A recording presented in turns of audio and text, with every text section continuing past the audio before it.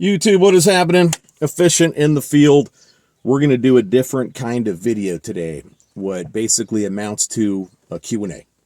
Okay? I've gotten tons of comments on the channel that are like really good questions a lot of times, sometimes just good comments. And I oftentimes copy these and paste them into like this YouTube video idea Word doc spank bank. And every once in a while I go back and look at it.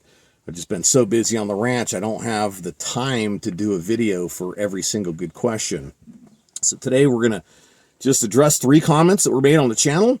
I'm going to answer them, and you guys tell me if you like this format, because it works for me. It's not very difficult to do, and more than just the original poster gets the response. And I think that there might really be some value in that. So make sure you like the video if you like this, and comment down below in the end. Let me know what you think. And also, ask questions, man, if there's anything you'd like me to cover. Let's get right after it, dude. So the first comment I want to address here is this. Quote, "Speaking of parasites and viruses, maybe a video on tainted meat or how to tell it's safe to eat in a grid down scenario." End quote. Yeah, great idea, man. That's why it ended up in the YouTube video idea spank bank. Let's cover it, though, because this is a really big issue. And I'm going to start by giving you guys a saying that I want you to commit to memory. And this saying is, fire cleanses all things. Commit that to memory, okay? Because it's very, very important when it comes to survival situations and making it through shit hit the fan. Now, I'm going to use a couple examples here. The first one we're going to use is a dirty, nasty t-shirt. Let's say that you're out off-grid living, you've been wearing the same t-shirt for a week, and it's stanking, right? Let's say you don't have any soap. What are you going to do, man? You're going to take that shirt, you're going to wash it just with some water, and you're going to do it downstream of a spot where you get any kind of runoff, any kind of ash out of a fire pit or something like that, if that's available to you. And then you're going to hang it up to dry in the sun. And what is the sun going to do? The sun is actually going to kill the odors in that shirt by itself. You don't even need soap to get that done. But the shirt is going to have to be exposed to that fire for longer. And the more it stinks, the longer it's going to have to be exposed to that fire. But eventually that sun will kill every single odor in that t-shirt. That's a true thing, guys. It's a true thing. If you haven't tried it out, you should try it. But it really works. And it goes the same for like cooking heat. Although cooking heat is higher, so the heat's going to work faster, right? So parasites and viruses, if those are an issue, we all know that boiling water, getting it to, well, not even boiling it really, but getting it to a certain temperature for such and such period of time, it gets to a point where no parasites can survive. Viruses will die much quicker than the parasites will die. But eventually that fire will cleanse that water, even if it has like cow shit in it. Because you guys probably saw me drinking cow poop water, the video I did on it, one of my survival challenges, and I cleansed it with fire, right? So fire will cleanse all things. And this goes for tainted meat as well. And I have eaten bad meat. I've eaten a lot of meat that was on the borderline, especially when on the sailboat, because we had some real refrigeration challenges there, because I didn't just have a slip I could pull my boat into and hook it up to shore power all the time. We lived on the hook, which totally changes the challenges there. But I've definitely eaten stuff that was kicking off, and I've eaten stuff that even was not good. I just cooked it really well, and it was fine. I was fine. It tastes, the taste was a little like nasty, but use some heavy seasonings and you'll be fine, man. You can get through it. And so in addressing this comment here, I want to share something called the endless pot cooking concept, because it just will sink this in a little bit more.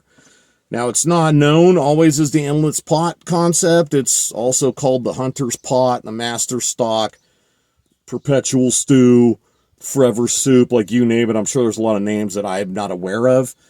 But it's basically like a medieval cooking technique where you have a pot going that just always has heat on it. And You eat it down for dinner. You still got some soup and stew in the bottom of the pot, whatever it is, and you just keep it under heat. And I've even done it where I've taken it off the heat, and when it's time to make your next dinner, man, you chop up more shit, you add more liquid, you add more meat, you add more veggies, you cook it, you eat it down again, and you just do this over and over and over. There's a restaurant in Bangkok right now that has an endless pot that's been going since the 1970s. And it's a beef noodle soup. And I know some of you guys right now are like, how can that be? Like they're cooking with the same beef stock for all this time? No, it gets used up, right? And it gets replenished. So you might be getting a piece of meat that's been in the pot for like a week, but you might be getting a piece of meat that was added into the pot that morning. The noodles, someone's going to say that's impossible. The noodles break down. They get all starchy. They thicken the soup up. Right, they do. If you cook noodles for long enough, that's what happens to them. But when you add new broth, you're now thinning out the mixture. There's a restaurant in Japan that has had an endless pot going since 1945. That's right. So with this concept, guys, you never dump it out and clean the pot and start over. You just keep it going. Remember, fire does what? It cleanses all things. So even if there's portions of the broth that's been in there for months, it's constantly being cleansed by the heat. Now, I did this on a sailboat for about 40 days and would have the pot on the stove for anywhere from 2 to 3 hours in the evening before dinner. We'd eat, put a lid on it, let it cool off, and put it down against the hull of the sailboat because that was the coolest place in the boat. And the next evening, we'd get it out, chop up our new ingredients, throw them in the pot, get it back on the heat for 2 to 3 hours again. And we did this for, like I said, 40 days. And it was fine. Nobody got sick. It was kind of, you end up with this blend of lots and lots of flavors. And, you know, it's just something to keep in mind and shit hit the fan. Next, I'm going to respond to a comment that somebody made.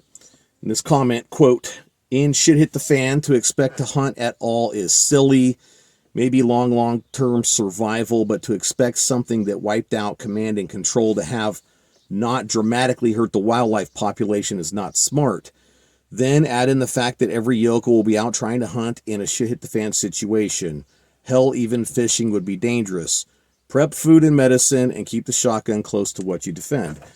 I agree with some of what this guy is saying here, but I disagree with some other portions of it. And, you know, the comments that I get on the channel, guys, it seems like people look at their situation, prepare for their situation, kinda, right? Like a lot of them try, and they're shitting the bed on that. And the other ones got it freaking pegged in pretty hard. But then they're like, this is the way I've decided to go, so if you do anything else, it's not intelligent. And that's just not the case, man. It's not the case because all of our situations are so different. So this guy here he's obviously talking about some kind of big shit hit the fan scenario. Like, it looks like to me like probably a full nuke exchange because he expects the command and control to be dramatically hurt. And of course, yes, it would hurt the wildlife population, wouldn't it? If 90% of the U.S. population went poof in an instant, it would certainly affect the wildlife population in a negative fashion. But I want you to take a look at Chernobyl. What happened to the wildlife population in Chernobyl? It exploded after the accident, right? And it's doing amazing today. And here's the other thing is that animals will always recover more than the people will, for one. Because look at it. Well, Robert Kennedy was just talking about this the other day, that 55% of the calories consumed in the United States are ultra-high processed foods. Not processed foods, ultra-high processed foods. And guess what animals don't eat? They don't eat ultra-processed foods, man. They're out there living off the land, trying to survive. They're being hunted.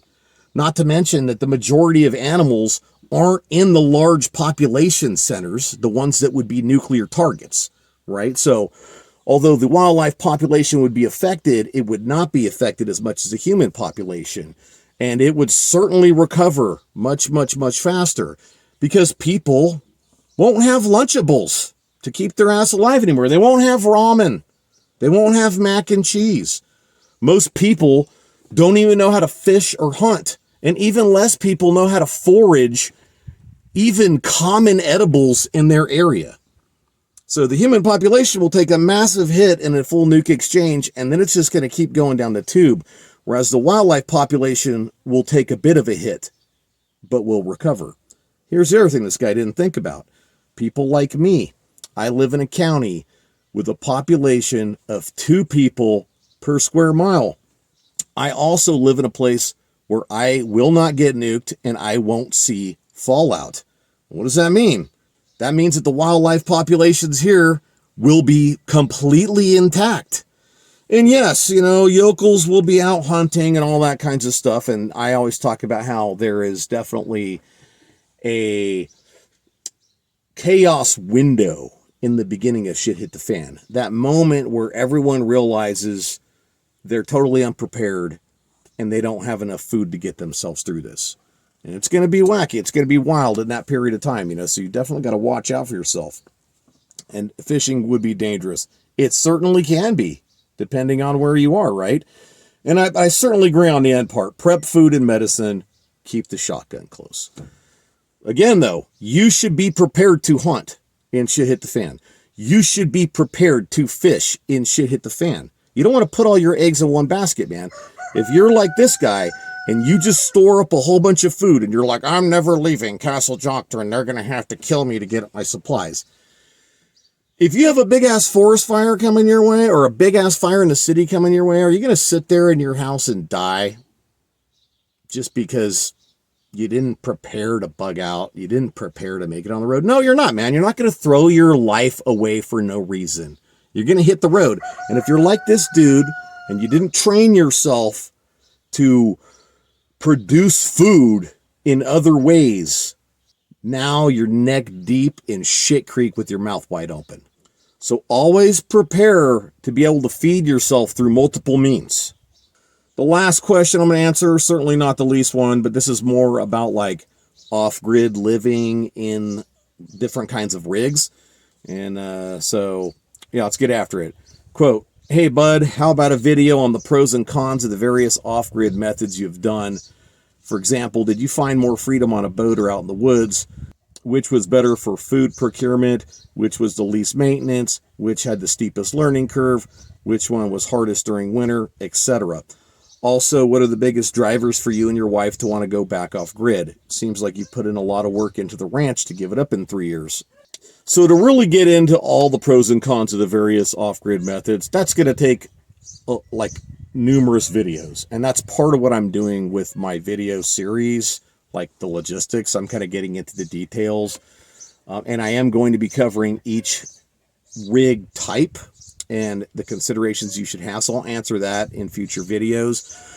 When it came to where I had more freedom on a boat versus out in the woods, definitely out in the woods.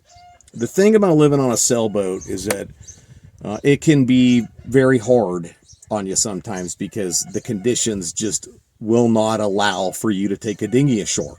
So you're stuck at anchor, you're stuck on the boat, there's just jacked up weather for like a week. And you don't want to risk it. Like you're literally risking your life or your family members' lives to get in a dinghy to go to shore in those kinds of situations. So definitely easier if you're living in a truck camper out in the woods. Just, oh, it's shitty out. Well, put on a good waterproof jacket and go for a walk with your coffee, you know. Which was better for food procurement? Again, living on land. Way easier. Sailboats have a lot of unique challenges. And when we lived on sailboats for 3 years, we left our vehicle for the massive majority of that time in a different state. So we had to pull up anchor, sail into a place where we could either drop it again and launch our dinghy to get ashore to go provision, or we had to pull into some kind of public dock somewhere and hump it to forget Smart and Final or whatever it was going to be to provision and hump all the shit back to the boat. So much more challenging in a sailboat. What was the least maintenance? Being on land again. Sailboats, they're very exposed to the elements, for one. Like, let's take a travel trailer, for example. If you're going to be out in one spot in it, you can park it so it's in the shade mostly. So UV damage will be minimal while you have it parked there. Sailboats, they got a big ass mast, man. You're not going to see them parked undercover unless the mast has been dropped, and most people don't want to deal with that hassle. So they're out somewhere where they're getting cooked. A lot of people leave the running rigging out, so all your ropes and lines are getting cooked. Some people store them, or they put like a canvas cover over top of the boat, but that's getting cooked. Also, a lot of sailboats are going to be in waters that are brackish or saltwater. And electrolysis can really do a lot of damage if you don't stay up on your zincs and shit like that. So basically, if you have your boat at a marina, there's electric current that's always going to get down into the water, and it will work and basically corrode and eat up dissimilar metals and cause all kinds of problems. And so sailboats are just always getting hammered, man, and you just always have to be working on them. And they're also expensive to work on. And the bigger the sailboat, like that just exponentially grows. So small sailboats, much more affordable to live on and work on. Bigger sailboats, much more expensive. But basically the approach you take is you do a little bit of work on your sailboat every day. That's the way to get it done. Or you take one day a week and you just work for the whole day on your boat. Which had the steepest learning curve? Again, it was sailboats. And that's because I wasn't a sailor. My wife and I, we were lucky enough to meet some people that became really good friends of ours that taught us how to sail, and were excellent teachers and excellent sailors. So we got to learn from people that really knew what they were doing right off the bat. And anytime you get into something new, man, the learning curve's really steep. So we were just devouring information about sailing and reading all these books and all that. And it's different. Like there's some similarities to being in like a rig on land. Say like, you might have a sailboat with a diesel motor in it. All right. So a lot of the same things apply, although oftentimes they're older, more simple diesel motors like tractor motors and stuff like that in sailboats versus these super high speed, like modern diesel engines in the trucks and shit that you see on land. But there's just as many things about living on a sailboat that's very different, that's unique to them. Which one was the hardest during winter? I'm going to say sailboats again. It's just sailboats are taking the cake, and that's because, they're just only so fast, and it's hard to dodge bad weather. And, if you want to take yourself a few hundred miles on a sailboat, man, I mean, you're looking at weeks of sailing, potentially. It all depends on, like, your hull speed, what kind of winds you're seeing. My last boat had a hull speed of 6.9 knots, if I remember correctly. So even to sail from like the San Francisco Bay up into the Delta, man, like it was a thing, Whereas if I had a truck camper in Sausalito, I just get in it, turn the motor on, in 2 hours, I'm way up into the Delta where I wanted to be. So it's a whole different ballgame, man. It's just much easier to dodge bad weather on land. Just easier all the way around. And here's the other thing. Your truck camper's not going to sink in the middle of the night because you left the freaking seacock open or left the valve open for the toilet. Because we've actually seen that happen. Your truck camper is not going to drag anchor in some storm that blew in that's blowing 60 knots all night because you didn't let out enough scope. Like you can literally have a life and death situations occur on sailboats just like out of nowhere almost. Okay. And that's just not as likely to happen on land. And I probably should have got into this a little bit for people that don't know what kind of experience I have, but I lived off grid in remote places around the US for 9 years in like truck campers, vans, travel trailers, tents, sailboats, all that kinds of stuff. And so I have a really good base of knowledge about these kinds of things. And that's why this gentleman was asking me this question. So I guess, you know what? I guess tents could, when it comes to living on land, tents have the most potential to be disastrous. Like you got the wrong tent in the wrong place at the wrong time. Or let's say you're living in a tent full time out in the Alaskan wilderness, where there's a lot of grizzlies. It's like that could potentially be more dangerous than living on a sailboat full time. What are the biggest drivers for me and the wife to get back off grid? Well, it's the freedom of it and just the amazing life that it was. her and I, we kind of joke about how I'm the explorer and she's the adventurer. And that's really the best way we can explain it. I like to get into a place I've never been to that's deep away from people, out in the woods, out in the desert, whatever it's going to be. And then I like to be there for 3 months and to just walk all the game trails, find out where the fishing holes are, get some hunting in, exploring, you know, just like learning the place, finding out everything I can find out about it. Whereas my wife would be happy being there for 3 to 5 days and going to the, you know, the friggin' hot springs and like getting some fishing done. And then she wants to move and go to another place. So we compromise. You know, we don't stay as long as I want to stay. We stay longer than she wants to stay, but it works really good for us. And having done this for so many years, it has changed me in ways permanently. It's changed me permanently, and the experiences that I've had and the people that I've met on the road, and experiences that are good, experiences that are bad, people that were good, people that were bad, but it's just, you know, it changes you, it shapes you, and it's just an amazing life to live. So yeah, I have put in a lot of work on the ranch, and I'm going to be doing that for the next 3 years. But I know that the ranch will always be a place that I can fall back to if I'm out on the road and shit hits the fan and I'm not too far to make it here. So I have that in my back pocket as well, in addition to other places that I could fall back to and survive in if I had to. So I think we're going to end it right there, guys. I hope somebody learned something out of that. Let me know in the comments down below if this was worth your time, if you like the kind of format and all that stuff. Make sure you like it, share it, subscribe to the channel. If you have any comments you'd like to hear me address in a video like this, if I'm going to keep doing them, go ahead and just drop your comment down below. And check out my Patreon link in the description, guys. If you like what I'm doing, think about supporting the channel. There's a ton of resources on Patreon for you.